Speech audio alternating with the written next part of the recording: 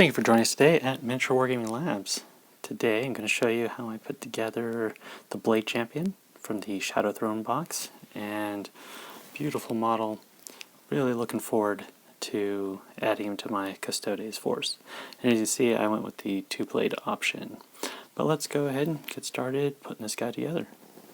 To start, I have my instruction booklet from Shadow Throne laid out in front of you, and it's in a baking sheet.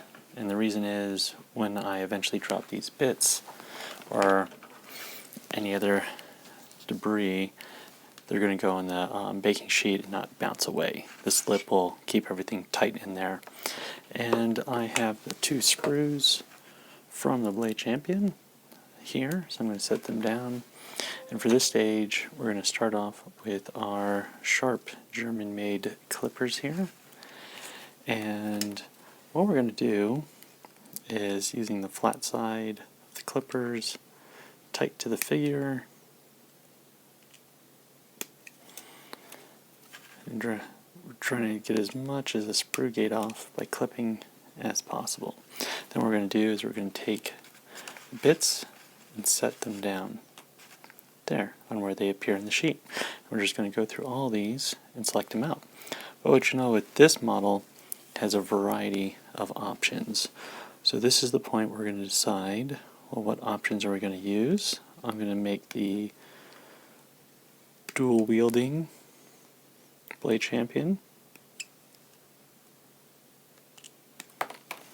So it's going to be that one right there. So this way we can lay out all the options and just make sure we cut what we need. So I'm going to go through here and get all these little pieces cut out. Now we're at the point everything's cleaned up and we're ready to begin assembling. So what we're going to do is already stop at the beginning, and I'm going to dry fit it, see how it wants to fit, see if there's any gaps. Looks good. And I also see at what points it connects, because I'm going to use some plastic glue here, and I don't want it squeezing out everywhere. So I'm just going to run thin bead of plastic glue. Don't stuff it in the neck hole yet. We need that for the head later. So just a little bit of that. And then squeeze it together, and we just hold it like that. And as we're waiting for that to fuse, we'll just keep on going. So I like plastic glue because it gives you a little bit of play while it's hardening. And just a thin piece of glue here. We don't want it squeezing out onto his little skirt. And so when I squeeze it, I run my finger there. And if you don't like that line, take this and just run it over really quick. That way it blends the cloth a little bit.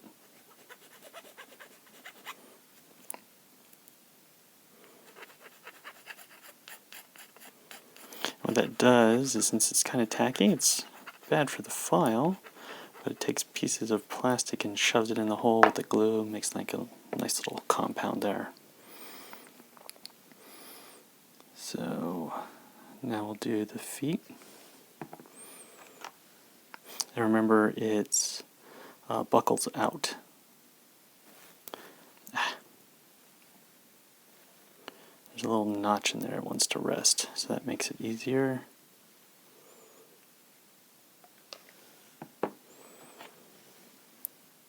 And buckles out. And try not to knock the other leg.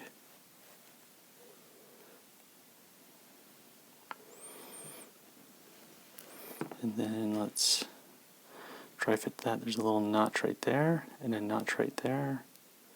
I'll just test. Yep, wants to go like that. See, sometimes I get a little brazen, I feel uncomfortable with the model, and I just start gluing without dry fitting. I always end up paying the price at some point.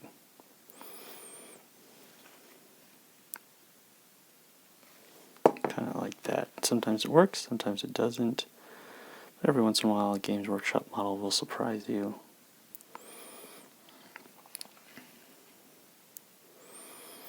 Alright, so I want to start mounting it to its base soon. So I'm going to jump around a little bit here. So you've got to pay attention to where the arm wants to be.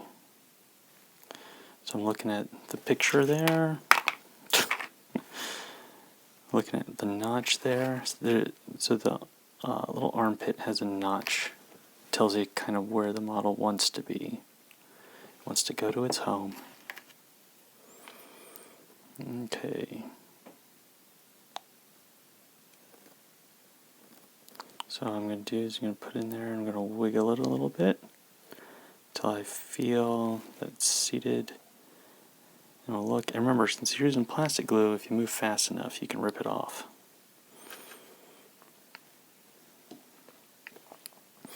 And the reason I went for the dual wielder is sometimes it's just a pain lining up two separate arms.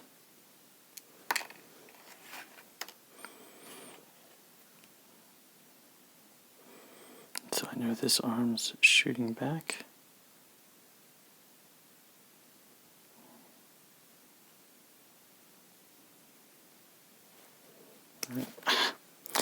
Just shaking it around.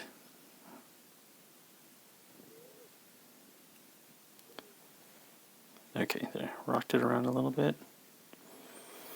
And you notice I didn't put the other sword on. Just because when you glue it onto the hand and you start messing around, eventually you're going to knock that left sword out. So I want that armpit frozen in place before I attach that. Okay, so now let's get dry fitted this. Okay, and it's nice. It's got some little indents there that match up to the armor.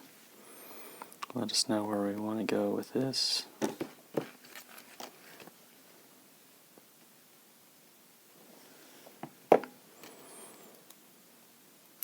So you can see you can spend more time cleaning this guy up than putting him together.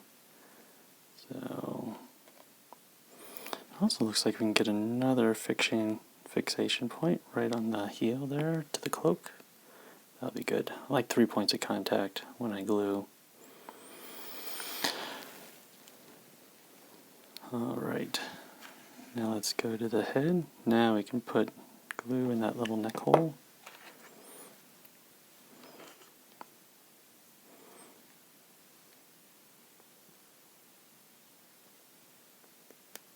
There.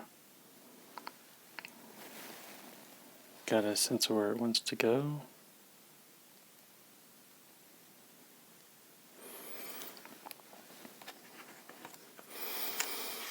Now I want to put him on his base. So how did they have this going? Okay, so there's a little rock jutting up there.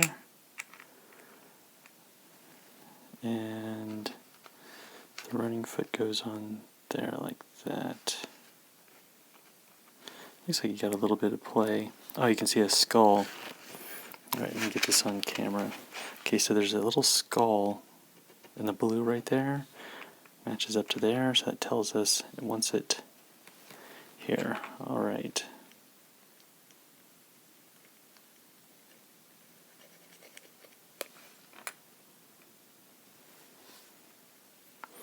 Alright, so I'll put on the foot there.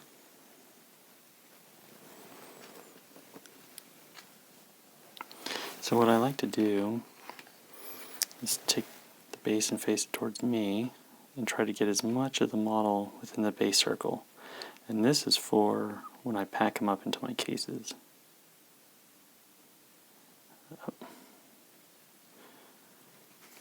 Okay, got an idea where I want them.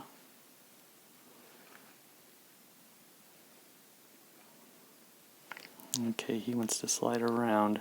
So I'm going to have to hold them in place for a little bit. Alright, now I needed to give it 5 minutes, just let everything freeze in place, because the nice thing about plastic glue is it gives you time to play around, but when you get a whole bunch of interlocking pieces and you start building it out, some parts secure faster than others, so took a time out, said okay, let everything cure, now let's finish this one up. Okay.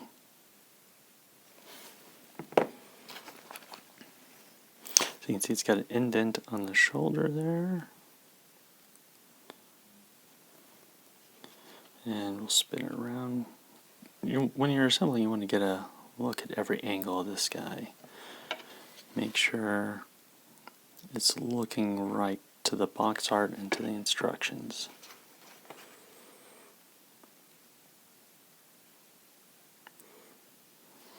Okay, see, that's still a little unstable there.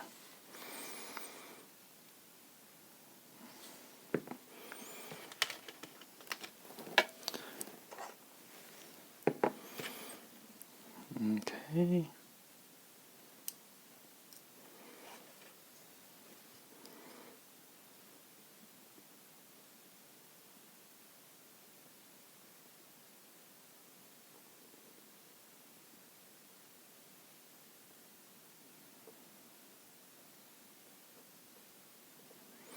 Right. So let's turn it around. Make sure, see, I was working on the other side, I bumped the shoulder pad.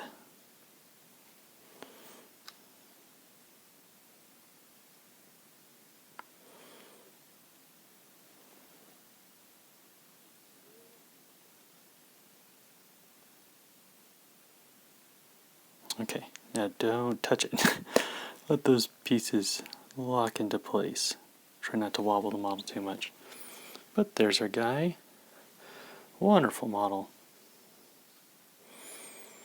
Might actually just buy another set of Shadow Throne just so I can build the two-handed guy. And he fits within his base pretty well. Alright. Well, thank you for joining us at Miniature Wargaming Labs, and we'll see you next time.